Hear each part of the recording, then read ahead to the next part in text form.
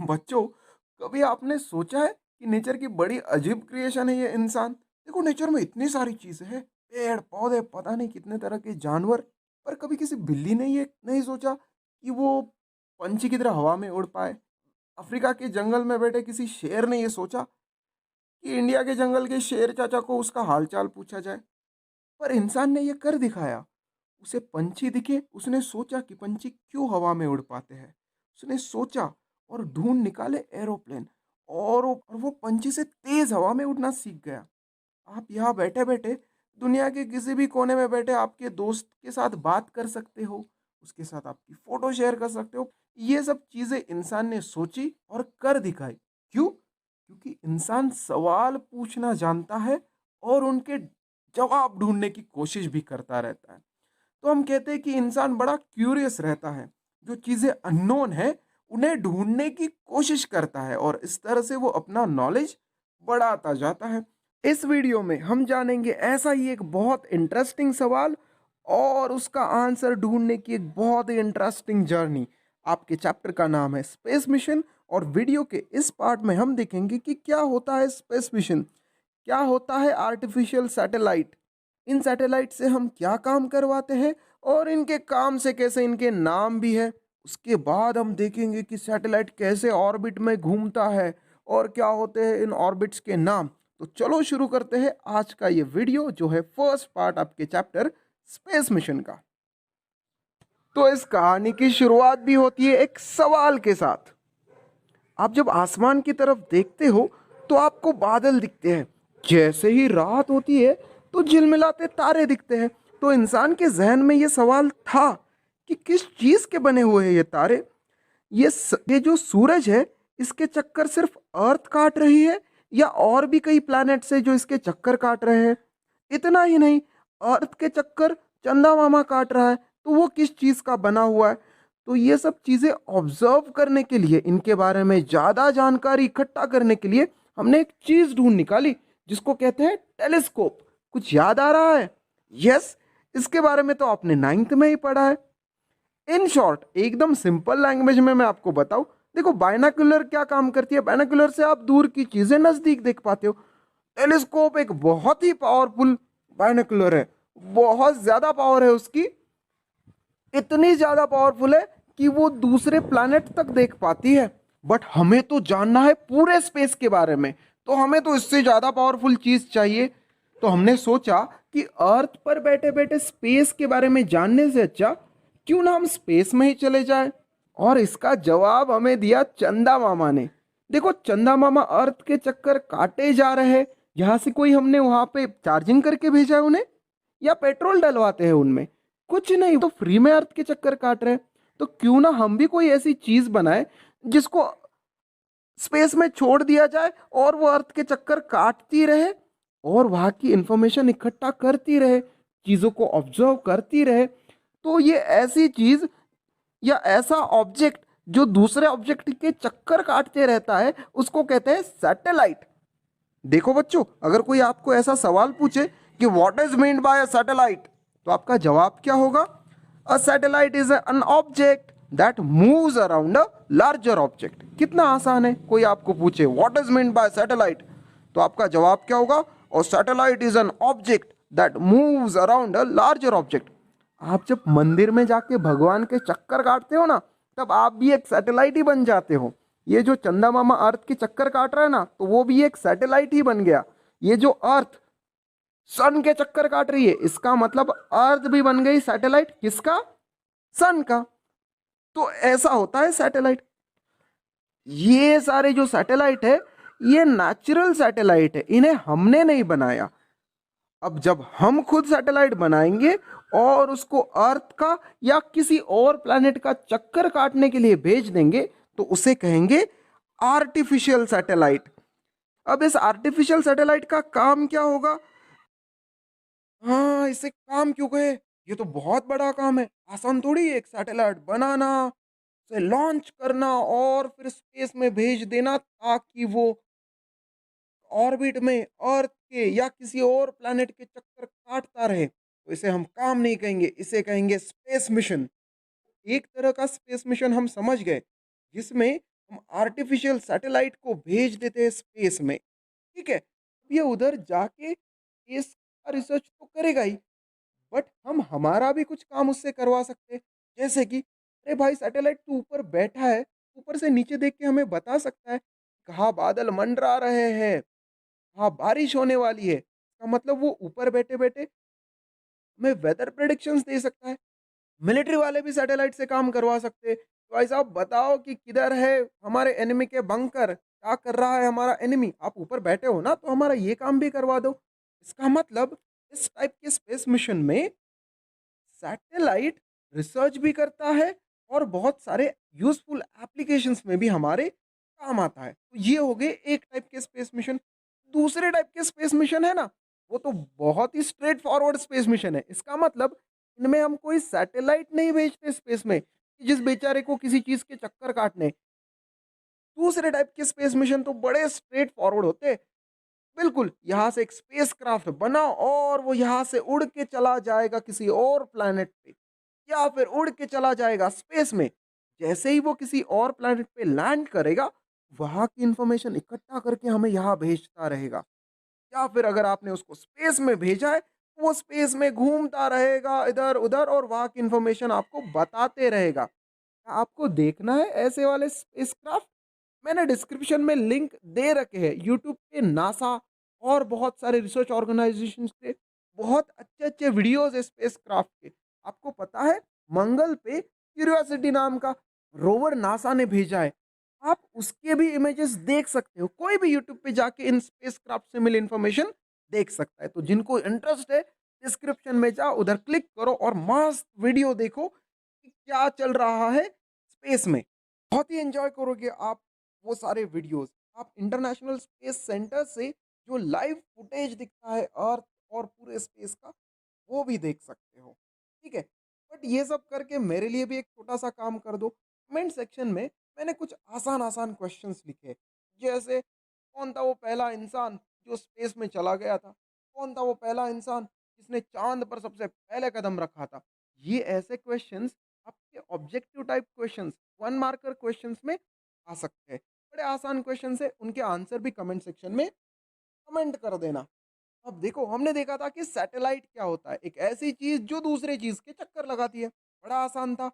Exam में जब आपको पूछेंगे तब कैसे पूछेंगे? आपको बोलेंगे बेटा बताओ क्या होता है नेचुरल सैटेलाइट, क्या होता है आर्टिफिशियल सैटेलाइट। तो आपका जवाब देखो कैसे होना चाहिए। और नेचुरल सैटेलाइट क्या होता है? Natural satellite, natural satellite is an astronomical object orbiting around the earth और एनी अदर प्लैनेट। देखो बड़ा आसान डेफिनेशन है। नेचुरल सैटेलाइट एक एस्ट्रोनॉमिकल ऑब्जेक्ट है जो अर्थ या किसी और प्लैनेट के चक्कर लगा रहा है। समझ गया ना बात को? बिल्कुल हमारी वाली डेफिनेशन है, बस इसको थोड़ा बुकिश लैंग्वेज में लिख दिया। Natural satellite is an astronomical object orbiting around the earth और एनी अदर प्लैनेट। तो एग्जाम्पल क्या बनेगा? चंदा मामा। देखो अर्थ का सबसे नियरेस्ट एस्ट्रोनॉमिकल ऑब्जेक्ट कौन सा है? एस्ट्रोनॉमिकल ऑब्जेक्ट का मतलब यही कि स्पेस में ऐसी कौन सी नेचुरल चीज है जो अर्थ के सबसे नजदीक है। ये आपको एग्जाम में 1 मार्क के लिए पूछा है, मार्च 20 में। बताओ कौन सी ऐसी चीज है एस्ट्रोनॉमिकल जो अर्थ के बहुत नजदीक है? बिल्कुल सही, मून। देखो 1 मार्क मिल भी गया आपको। तो ये था नेचुरल सैटेलाइट। क्या होता है आर्टिफिशियल सैटेलाइट? तो आर्टिफिशियल सैटेलाइट होता है मैन मेड। तो हम लिखेंगे man made object that revolves around earth और any other planet in fixed orbit is called a artificial satellite. बड़े सिमिलर डेफिनेशन है। नेचुरल सैटेलाइट हो वो है जो एक एस्ट्रोनॉमिकल ऑब्जेक्ट है जिसे हमने नहीं बनाया। आर्टिफिशियल सैटेलाइट तो मैन मेड ऑब्जेक्ट है और दोनों का काम है अर्थ के या किसी और प्लैनेट के चक्कर लगाना। तो ये दो डेफिनेशन आप थोड़ा याद कर लो, एग्जाम में 1 मार्क के लिए पूछ सकते हैं। अब देखो दुनिया का पहला आर्टिफिशियल सैटेलाइट था स्पुतनिक। क्या नाम था उसका? स्पुतनिक। इसे सोवियत यूनियन ने 1957 में। अब इसके बहाने मैं आपको एक चीज बताता हूँ। अब जब आप इस सैटेलाइट को देख रहे हो आपको सोलर पैनल दिख रहे हैं? यस। मैंने तो आपको बताया था कि सैटेलाइट तो अर्थ के चक्कर फ्री में काटता है जैसे चंदा मामा काट रहा है। फिर इस सोलर पैनल का क्या काम? अब देखो, सैटेलाइट में हमने कुछ एक्सपेरिमेंट्स कंडक्ट करने के लिए कंप्यूटर्स फिक्स किए हैं, बहुत ही हाई डेफिनिशन कैमरा लगाए हैं, जो स्पेस को और अर्थ को भी कैप्चर करते रहेंगे। तो ये सारे जो इंस्ट्रूमेंट्स हैं, इन्हें चलाने के लिए तो हमें पावर चाहिए, तो वो पावर आती है सोलर एनर्जी से। तो ये भी आपका एग्ज़ाम का एक 1 मार्कर क्वेश्चन हो सकता है कि सैटेलाइट्स कौन से एनर्जी पे काम करते हैं? तो satellites work on solar energy, ये बिल्कुल याद रखना। चलो थोड़ा आगे बढ़ते हैं। ये जो दिख रहा है ना, ये आपके एक्सरसाइज वाला क्वेश्चन है और आपके बोर्ड एग्जाम हो या स्कूल एग्जाम हो, ये क्वेश्चन तो बनता ही है। बड़ा सीधा साधा क्वेश्चन है और ये आपको ऑलरेडी पता है। मैंने कहा था सैटेलाइट के काम से उनके नाम बनते हैं। देखो पहला ही है वेदर सैटेलाइट। अब इसके नाम से बताओ इसका काम क्या होगा? ऑब्वियसली ये अगर वेदर सैटेलाइट है तो इसका काम होगा study and prediction of weather. ऊपर से बैठे बैठे ये देखेगा कि कहाँ बादल मंडरा रहे हैं और हमें नीचे बताएगा कि चौकन्ना रहो, अब तेज बारिश होने वाली है। तो वेदर सैटेलाइट का काम है study and prediction of weather. ऐसे ही कम्युनिकेशन सैटेलाइट क्या करते हैं? जब मैं फोन पे किसी के साथ बात करता हूँ, यहाँ से सिग्नल चला जाता है टावर पे, टावर से चला जाता है सैटेलाइट, सैटेलाइट से फिर दूसरा टावर और उस टावर से फिर मेरा फ्रेंड मेरे साथ बात करता है। ये जो पूरी स्टोरी है, इसमें सैटेलाइट का रोल तो बड़ा इम्पोर्टेंट रोल है। ये रोल प्ले करते हैं कम्युनिकेशन सैटेलाइट। तो हम कहेंगे कम्युनिकेशन सैटेलाइट के फंक्शन क्या है? To establish communication between different locations in the world, use of specific waves. ये जो सिग्नल्स है ना, ये एक्चुअली इलेक्ट्रोमैग्नेटिक वेव्स होती है। नेक्स्ट है ब्रॉडकास्ट सैटेलाइट। जैसे हम टेलीफोन पे बात करने के लिए एक वेव या एक सिग्नल भेजते हैं, आपने देखे होंगे कि आपके घरों के ऊपर डिश लगे हुए हैं, ये डिश सिग्नल रिसीव कर रहे हैं सैटेलाइट से, ठीक है ना? तो जो टेलीकास्टिंग, तो ये जो टेलीविजन प्रोग्राम्स टेलीकास्ट करने में, न्यूज़ टेलीकास्ट करने में हमारी जो हेल्प कर रहे हैं, उन सैटेलाइट्स को कहते हैं ब्रॉडकास्ट सैटेलाइट। आगे है नेविगेशन सैटेलाइट। देखो ये ऊपर बैठे-बैठे हमें बता सकता है ना। देखो आप आपके मोबाइल पे मैप ओपन करते हो तो पूरा वर्ल्ड के किसी भी कोने का मैप आप ओपन कर सकते हो। वहाँ का पिक्चर्स भी आपको दिखते हैं। तो ये कहाँ से आता है? ये जो ऊपर बैठा हुआ सैटेलाइट है ना, यही ये सारे रियल टाइम में मैप बनाता है और हमें इन्फॉर्मेशन देता रहता है। और जैसे ही आपके सामने मैप ओपन हो गया और आपने नेविगेशन ऑन किया, तो देखो आपका फ़ोन ही आपको बताता है कि आगे अगर आपको यहाँ से वहाँ तक जाना है तो लेफ्ट मुड़ो, राइट मुड़ो। ये जो नेविगेशन में हमारी हेल्प कर रहा है हमारा फ़ोन, वो ऐसा कर पा रहा है क्योंकि ऊपर बैठा हुआ सैटेलाइट उसको बता रहा है कि तू सही डायरेक्शन में जा रहा है या गलत जा रहा है। समझ गए? ये होते हैं नेविगेशनल सैटेलाइट। मिलिट्री सैटेलाइट तो बड़े इंटरेस्टिंग है। वो इंफॉर्मेशन कलेक्ट करेंगे सिक्योरिटी कंसर्न से, मतलब क्या चल रहा है बॉर्डर पे, क्या क्या चल रहा है हमारे एनिमी नेशन में, ठीक है ना? वो लोग क्या कर रहे हैं, हम सैटेलाइट से पूरा ऑब्जर्व कर सकते हैं। और लास्ट वाला है अर्थ ऑब्जर्वेशन सैटेलाइट। मतलब ये ऑब्जर्व करता रहेगा फॉरेस्ट, डेजर्ट, ओशन, इन जगह पे क्या हो रहा है। पोलर आइस जो है, मतलब नॉर्थ पोल और साउथ पोल पे जो बर्फ जमी हुई है, उसका अभी का स्टेटस क्या है। देखो हम खुद जाके तो रोज चेक नहीं कर सकते, तो ये सैटेलाइट ऊपर बैठा बैठा ये काम तो हमारे कर सकता है कि हमें बता सकता है कि यार अमेज़न जंगल में आग लगी है।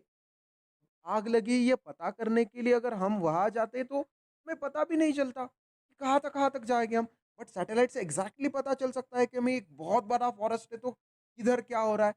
पोलर रीजन पे अगर आइस है तो क्लाइमेट चेंज की वजह से वो आइस पिघल रही है, कितना पिघल रही, ये भी हमें सैटेलाइट से पता चल सकता है। तो ये सब काम करता है अर्थ ऑब्जर्वेशन सैटेलाइट। इस तरह से इस वीडियो में हमने देखा कि स्पेस मिशन 2 तरह के होते हैं। एक तरह के स्पेस मिशन में सैटेलाइट को भेजा जाता है, वो अर्थ के चक्कर काटता रहता है, स्पेस को ऑब्जर्व भी करता है और हमारे कुछ काम भी कर देता है। दूसरे टाइप के स्पेस मिशन होते हैं जिनमें हम स्पेसक्राफ्ट को सीधे स्पेस में भेज देते हैं, स्पेस को ऑब्जर्व करने के लिए और रिसर्च करने के लिए। तो ये 2 टाइप के हो गए स्पेस मिशन। उसके बाद हमने देखा कि सैटेलाइट भी 2 टाइप के होते हैं, नेचुरल सैटेलाइट होते हैं और आर्टिफिशियल सैटेलाइट होते हैं। और लास्ट में हमने देखा कि सैटेलाइट का जैसा नाम होता है, बिल्कुल वैसा ही उसका काम होता है। ये जो टेबल हमने लास्ट में देखा, इसे ठीक से पढ़ लो बच्चों, ये आपके एग्ज़ाम में इस पे क्वेश्चंस बनते हैं। तो इस तरह से खत्म करेंगे हम आज की वीडियो। नेक्स्ट वीडियो में हम देखेंगे कि सैटेलाइट कैसे ऑर्बिट में अर्थ के चक्कर काटता है। अगर आपको आपके किसी अच्छे दोस्त को स्पेस में भेजना है, किस वेलोसिटी के साथ उसको ऊपर फेंकना पड़ेगा। यस, क्या होती है एस्केप वेलोसिटी, क्या होती है क्रिटिकल वेलोसिटी, ये सब चीजें सीखेंगे इसी चैप्टर के नेक्स्ट वीडियो में।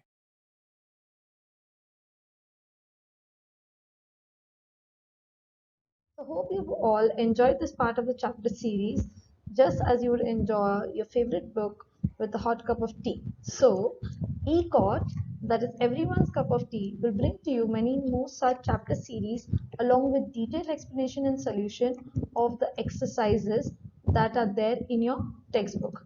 We wish to bring to you this and more at zero cost so that the hardest chapters become your cup of tea.